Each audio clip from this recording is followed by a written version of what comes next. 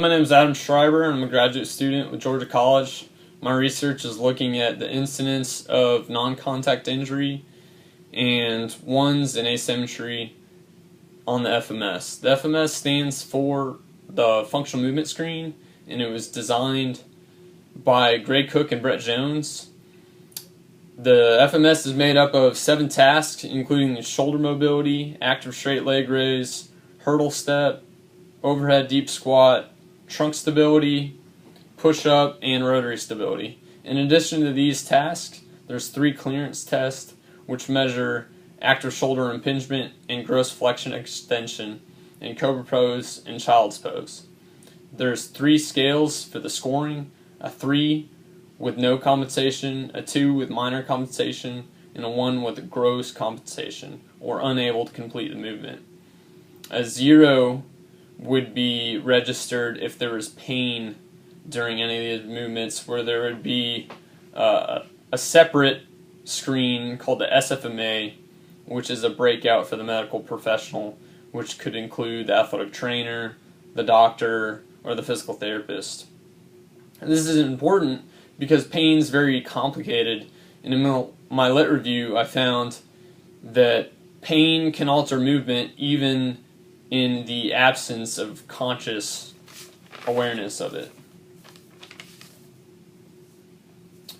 Usually when addressing some of these scores, you would first start with the shoulder mobility and straight leg raise.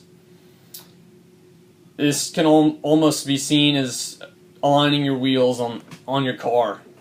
In the case of asymmetry, in both of these, it leaves the risk for compensatory movement at the expense of the spine. The FMS has been shown to have high reliability. Intra-rater reliability has been measured between 0.81 and 0.91. Inter-rater reliability has measured between 0.87 and 0.89. The hurdle step measured the poorest out of all these tests at 0.30 and 0.35. One way to improve the reliability of this test, which I didn't see in any study, would be to compare a trained professional with a video editing software such as Coach's Eye.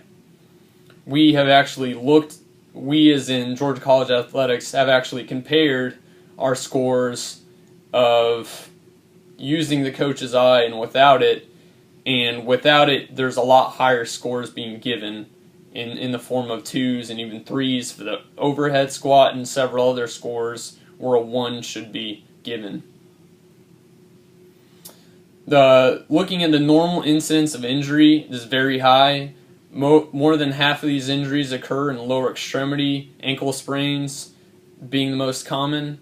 Among college athletics, which my research would be looking at, their injury rate was 38% overall in male sports and 32% in female sports, where the knee was the most common injury site.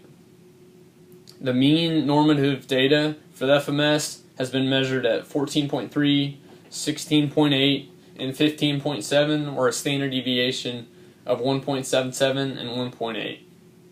The FMS, again, is a high predictor of injury and is a good preseason test. It has been shown as a positive indicator of injury, or a significant, injury indicator at below 13, 14, and 17 respectively for the composite score. In university athletes, individuals who scored below 17 were 4.7 times higher to suffer an injury. Many of NFL teams are coming out now and putting a 14-point cumulative scale to where they will not allow their athlete to play if they do not meet that threshold. In intercollegiate female athletes, they're shown a 4.7 increase in lower extremity injuries with a score below a 17, which is actually pretty high if you look at it from normative data.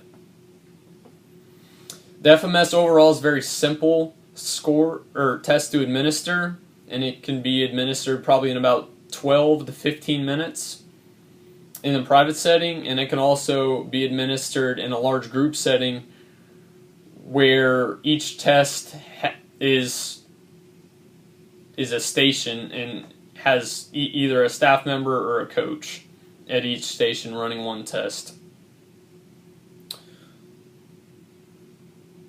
One study showed a way to improve the reliability of the FMS by implementing a 100-point score instead of the 21-point cumulative score, which could help solve the discrepancy between a 1 and a 3 on any of these tests.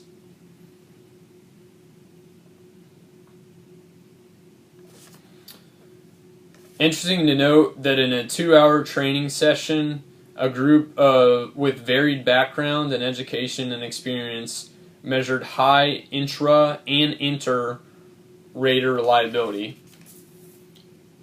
The FMS is fairly cheap and quick to administer and can be taken online and in person for their certifications. The NFL team, which utilizes this test, has found that at least one asymmetry in the FMS had a 1.8-fold relative risk injury compared with a relative risk injury of a score below 14. Also to note, the FMS scores can improve with training.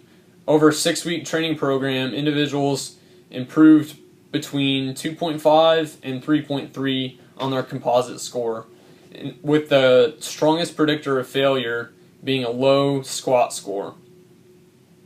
Composite score is a good, but it's not as important as addressing the asymmetries and ones in this test. In a group of 62 NFL players in a 7-week training study, they had 41 compared to 31 players at the end of the study free of asymmetry. The program, most importantly, I think, was shown to reduce time lost to injuries by 62% and number of injuries by 42% over a 12-month study. In specific tests, the deep squat and inline lunge showed improvement across the board in collegiate volleyball and soccer athletes, where the active straight leg raise and rotary stability worsened across the season. This could lead to future studies where they try to come up with an intervention program to limit those scores worsening over time.